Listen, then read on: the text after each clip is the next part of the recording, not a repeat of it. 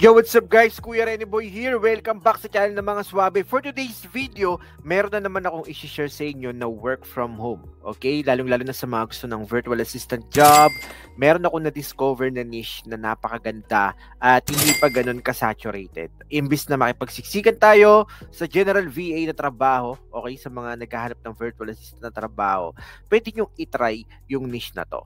Okay? And then, magbibigay din ako sa inyo ng konting knowledge na nalalaman ko since ginagawa ko na rin to for more than 5 years now and masasabi ko na effective yung ginagawa.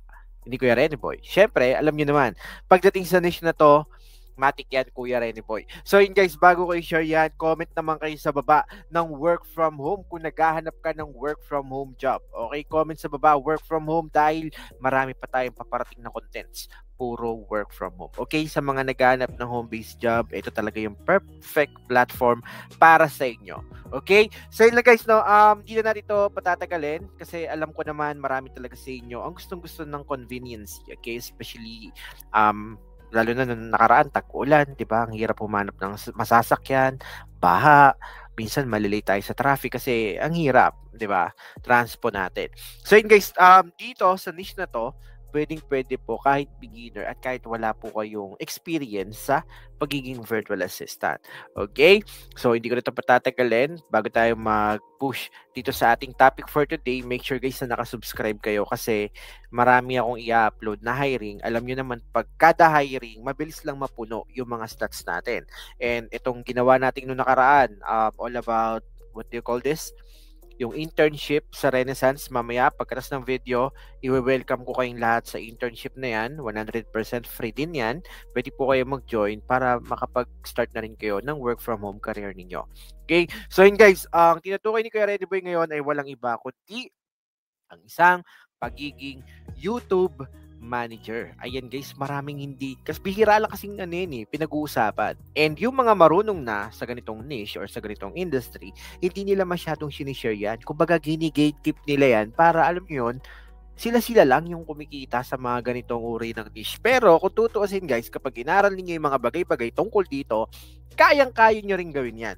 Okay? So, kung ikaw, nag-handle ka naman ng sariling Facebook page mo or ng sarili mong Facebook account, pwede ka naman ding tumalon sa YouTube. Okay? Kasi guys, ang YouTube po ay isang platform na kung saan malaki po talaga ang revenue generation kumpara sa Facebook. Kasi guys, kaya maraming businesses sa ibang bansa ang gumagawa, nagde-develop, nagsisetup, naghahanap ng YouTube manager. Kasi guys, sa YouTube, pwede po silang mag-generate ng income at yung income na kinikita ng YouTube channel nila, yun yung pinangpapasahod din nila dun sa mga YouTube manager. Okay? At ang pwedeng kitain, okay, at ang pwedeng kitain po ng isang YouTube manager ay ito po. So, pumunta tayo ng onlinejobs.ph. Kapag sinearch nyo po yung trabaho na YouTube manager, ito po yung mga options na pwede ninyong applyan. Okay? Katulad yan, YouTube manager for a media company, full-time, remote, ang pwede nyo daw pong kitain ay $1,120 to $2,000. Okay? So may mga ibang posting pa dito. Faceless YouTube manager naman. Kung sinabing faceless YouTube manager, wala pong muka. Hindi nyo po kailangan magpakita ng muka sa mga vlog. Okay? So yung iba gumagawa lang ng mga motivational content, gumagawa ng mga AI-generated content. Napakadami po. Okay? Yung iba naman po ay naghahanap po, ayan, katulad nito, $1,200 to $2,000 yung budget niya para sa isang YouTube channel manager. Ayan, nakita nyo naman kanina yung mga pricing. Ayun yung accurate. Ayan. Siguro mababa na po yung $1,000 per month para sa isang YouTube manager. Okay? Or YouTube strategist. Kasi guys, kapag isang YouTube manager, check natin yung yung tag dito, yung hinahanap nila, yung qualification. We run multiple YouTube channels in different niches. Some are growing fast and some need better systems. Now we need someone to come in, manage them, and take full ownership of performance across a group of channel. Kasi guys, kapag sinabing YouTube manager, hindi lang po ito basta-basta pagpo-post. Okay? Pagpo-post ng mga videos sa YouTube, you need to be collaborative. Okay? You need to coordinate with the graphic designer, kailangan mong i-check yung mga thumbnails na ilalagay nila, and then kailangan mo ring makipag-coordinate dun sa mga copywriter, sa mga gumagawa ng mga compelling titles, and syempre, yung mga nilalagay dun sa description ng bawat video. So mamaya, papakita ko kayo kung paano yung ginagawa ng isang YouTube manager. Brief lang kasi kapag hinabakan ko yung video, baka abuti tayo ng siyam-siyam, bibigyan ko lang kayo ng idea. Kasi guys, kung tutuusin, napakarami na pong free resources dito sa YouTube, or gumamit kayo ng ChatGPT, search niyo, can you give me a specific time frame or roadmap kung paano ko mai-improve yung knowledge ko when it comes to YouTube algorithm, YouTube analytics, something like that, and then bibigyan kayo ni ChatGPT na napakagandang idea about YouTube management. Okay? So, yun guys, tag dito. So, ayan po yung mga pwede ninyong kitain bilang isang YouTube manager. Okay? So, napakaganda po ng opportunity na to para po sa lahat. Okay? Kasi, even though hindi pa kayo nakakatry na makakita ng YouTube Analytics, hindi nyo pa naranasan, mas maganda guys na aralin ninyo. Kasi guys, pag pinasok ninyo yung freelancing or yung pagiging isang virtual assistant, kailangan guys, aralin nyo po yung specific niche. Wag po tayo dun sa jack of all cards, master of nothing. Okay? Alam mo yun, gusto mo pang kalahatan ka pero wala kang na-master kahit isa. Dapat meron ka po kahit papano na ma-master. Okay? Kasi yun po yung mas napapalit mo yung market, okay? Mas napapalit mo yung ano bang tawag doon? Yung space mo. Kumbaga, imbis na pumunta ka sa maraming tao na kakompetensya mo, doon ka pumunta sa wala kang masyadong kakompetensya. Okay? Yun po yung sikreto dyan. And kapag pinasok ninyo ang niche na to, yung YouTube management or sa pagiging isang YouTube strategist or YouTube manager, lilit po yung space na yon at kokonti po yung market. Hindi nyo po kailangan makipagsiksikan sa mga general VA na kumikita ng $3 to $8 per hour. Pero guys, hindi ko minamalit yun ha. $3 to $8 per hour, malaki po yun. Pero kung kikita ka naman ng $1,000 pataas dahil sa isang pagiging YouTube manager, mas maganda po yun. Okay? So, ayan, katulad nito guys, sa pagiging isang YouTube strategist, YouTube manager, pwede kong i-showcase sa inyo ngayon kung paano nga ba tinitignan ng isang YouTube Analytics. Okay? So, remove ko muna tong screen na to and then share ako ng panibago. For example, guys, yung YouTube channel ni Kuya Rene Boy na merong 418,000 subscribers. Guys, 100k yung nanonood sa YouTube channel ko. Pero guys, pali-mo lang yung nagsusubscribe. Parang awa nyo na. Click na naman yung subscribe button dyan. Libre lang yan, mga kaswabing tunay. Tapos guys, excited din ako malaman kung taga saan ba yung mga nanonood sa akin ngayon. Okay, comment sa baba kung taga saan ka. Kapag nalaman ko na medyo kalugar pala kita, mamimili ako ng bibigyan ko ng 1,000 Gcash for today's video. So, shoutout po sa lahat ng mga nanonood. Love kayo ni Kuya Rene Boy. So, eto na. Pakita ko sa inyo. Meron tayong mga videos dito. Pa-confirm naman kung nakikita nyo na yung screen ko. So, ayan na siya, guys. So, dito, makikita ninyo yung customized channel. Pag click niyo yan, parang dadalhin ko yun sa YouTube Studio na tinatawag. Okay? Kapag mobile yung gamit ninyo, kailangan ninyong mag-download ng separate na YouTube Studio. Okay? Kasi separate app yon para mas madali ninyo makita at hindi na kayo magbukas ng YouTube Studio gamit Google. Okay? So, mas maganda may sariling or separate na app para dun sa YouTube Studio ninyo sa cellphone ninyo. Okay? And then meron din tayo tinatawag na TubeBuddy, meron tayo tinatawag na vidIQ para ma-optimize yung SEO na tinatawag. Yung SEO po ay isang search engine optimization, isa ring skills na hinahanap ng mga employer sa ibang bansa kapag naghanap sila ng VA. Lalong-lalo na sa pagiging isang YouTube strategist or YouTube manager, dapat may alam kayo sa SEO. Okay? Yung SEO kasi guys, yun po yung nagpapataas ng ranking. For example, pupunta ka sa Google, may nag-search, ano ba yung YouTube, may nag-search, for example, ano ba yung, may nag-search lang ng tips about sa call center. Kapag maganda yung SEO or yung algorithm ng channel mo dahil maganda yung strategy na ginagawa mo sa search engine optimization, ira-rank up po. Kumbaga, mas madaling lilitaw yung channel mo kasi maganda yung pagkakasetup ng SEO. Kasi may mga keywordings, may mga tagging, yung mga hashtag, yan po ay part ng mga SEO na tinatawag. Okay? May mga strategy dyan. Yan siya guys. Ganito ang itsura niya. Okay? So sabi ko kanina, ito yung dashboard. Yan, ito yung dashboard. Tapos ayun yung makikita ninyo, yung mga published video, mga latest comment. Yan, makikita nyo yan dyan.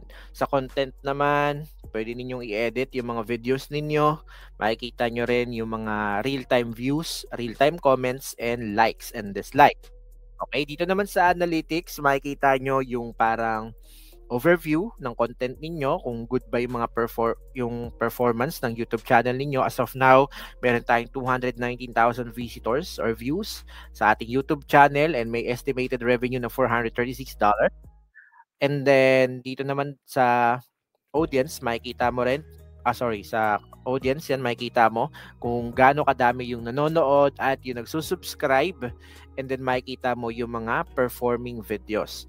Malalaman mo din dito sa YouTube Analytics kung ilan ba yung mga dumadating na viewers mo sa ganitong oras at sa ganitong araw. Okay, for example, this one. Ito siya guys, when your viewers are on YouTube. Okay? So, sabi dito, active daw yung mga viewers ko sa oras kung saan highlighted yung pagka-purple niya. So, meaning to say, pag patak ng 12 p.m., okay, 12 ng tanghali, meron ng pailan-ilan na nanonood niyan. Pero pag patak ng 6 p.m. onwards, yan, dyan yung mapapansin, sobrang taas, sobrang highlighted yung purple, meaning to say, active po yung mga viewers ninyo pag gabi.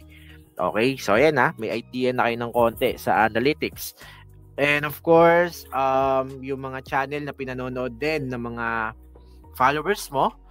At yun, ito po yung mga popular videos na meron ka. So sa content, malalaman mo rin kung ayan, yung mga nanonood sa'yo, yung subscriber, kung gaano kadami, yung nagsusubscribe galing sa mga videos at kung galing sa shorts at galing sa live stream. Dito po, makikita nyo sa subscribers. Yan, makikita nyo rin po yung mga na-publish mo na content in the last 28 days. Makikita nyo rin po dito yung mga viewers mo. Okay? Kung galing, yung ayan, yung impression rate na yan, yung click-through rate, kung gaano ba kadami yung nagkiklik, and then average view duration, kung gaano katagal nag-i-stay yung nanonood or yung viewers. Ibig sabihin ng 4 and 42 seconds, ibig sabihin, after ng 4 minutes daw guys, umaalis na sila. Okay? 4 minutes nanonood sila, mas marami yung umaalis na agad. So meaning to say, you need to improve dun sa duration. Kailangan yung retention rate papataasin mo. Kailangan gumawa kayo ng napaka-solid na mga contents or pag naging YouTube manager na kayo, dapat fokusan ninyo yung channel ninyo, nasabihan ninyo yung mga viewers na magstay hanggang dulo. Okay? Katulad ng ginagawa ko sa inyo. So yun guys, makikita nyo rin dito yung kung saan nanggagaling yung mga viewers mo, kung galing ba siya sa YouTube search, galing ba siya sa suggested videos, or sa browse feature, or sa channel pages. Okay? So, yan po. Makikita nyo naman dito yan. Sa earnings, customization, kapag gusto niyo maglagay ng YouTube banner, profile, papalitan ninyo. Yan. Okay? So, yeah. At least meron na kayong konting idea about sa YouTube Analytics. Okay? So, kapag nag-apply kayo bilang isang YouTube manager or YouTube strategist, hindi lang po kayo basta-basta mag-explain ng analytics. Okay? Makikipag-usap kayo niyan sa iba't ibang department, sa iba't ibang members ng team ninyo, kung paano ba kayo magkakamap sa idea na mag-grow yung channel ng client ninyo. And yun lang po guys, hopefully kahit pa paano may natutunan kayo sa vlog na to ni Kuya Rene Boy. Kung meron, make sure na nakasubscribe kasi napaka-solid ng next content natin, all about work from home pa rin. And then meron tayong internship, bago ko makalimutan, tag dito, internship natin.